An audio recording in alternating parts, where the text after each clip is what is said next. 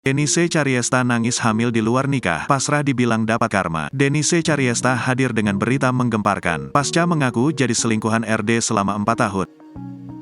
Kini dirinya membagikan potret tengah hamil. Akan tetapi Denise Cariesta mengakui dirinya hamil di luar nikah.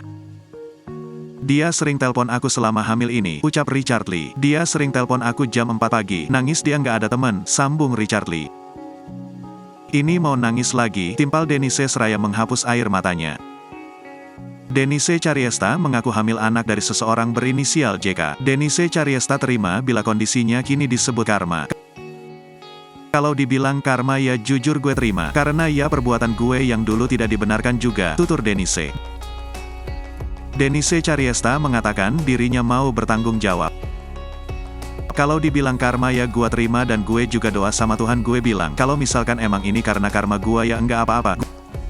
Gue terima, gue jalanin, gue tanggung jawab, papar Denise.